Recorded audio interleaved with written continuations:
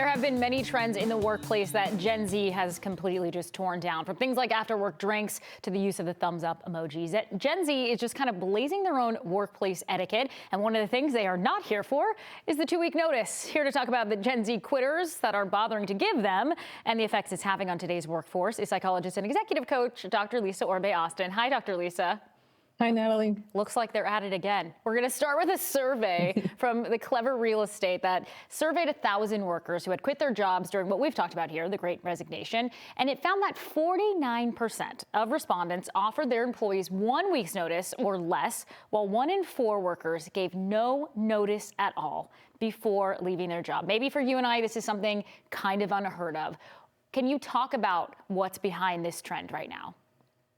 Yeah, I think Gen Z is really allowing us to really question the relationship of the employment at will. Oftentimes we thought of employment at will as solely in the hands of the employer for generations. And I think they're recognizing their power in employment at will. And so I think it is potentially a good sign of the dynamic and the power within it changing. Yes, they're definitely a little more aware of the power that they wield as well. One argument that they have for this is that, let's say you are leaving this job because you work in a toxic work environment. This just gives your boss another 2 weeks to maybe gaslight you or mistreat you. Is it okay in that situation to just kind of dip? Yeah, I mean, I think that, you really have to think about the consequences potentially and how that might reverberate in your career. But I do think, like, if your boss has been treating you poorly during this period, the chances that it's going to get better after you said that you're going to leave is probably not good. And so I do think you want to weigh those things before you do decide to not give notice. But there potentially could be consequences. You want to consider those as well. What could some of those consequences be? You could potentially, they should share their experience with working with you, whether in a formal way or an informal way with their colleagues or connections, especially if you work in a very small industry.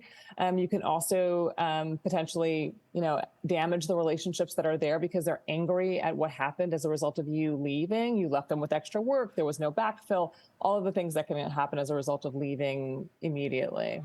Now, most employers, they require a 2-week notice. Now, even if you don't want to give them, if you're out there saying you don't want to do it, can you explain to us why this procedure has been in place for so long? Is it helpful for both parties, or is it just for the employer? Yeah, I mean, I think most companies can't require you to give them 2 weeks notice because of this idea of the employment at will. It means that either the employer can let you go at any point and you can leave at any point. They can request it. And so you want to make sure that you understand whether that's, being required or requested. There are some cases in which it is required.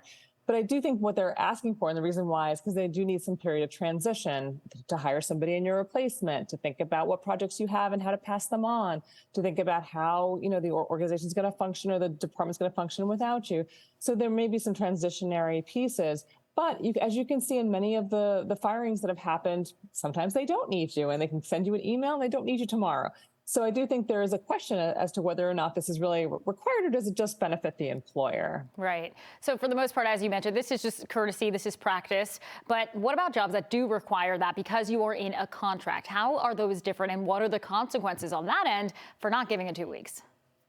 Yeah, so they can actually file legal action because you've signed a contract to work from this date to that date, or they're paying you in a particular way that actually kind of takes that into account. So I do think it's really important to understand your contract, and if you do not understand your contract, to get legal consultation from an employment lawyer as to what's happening here and what your rights are. So I do think it's really important to recognize that not all of these are the case, especially when you have a contract, and to know that contract inside and out. All right, Dr. Lisa, thank you so much. You guys can find her on social at Dr. Orbe-Austin, and of course, every single week here on Current. Thanks for your time. You're welcome.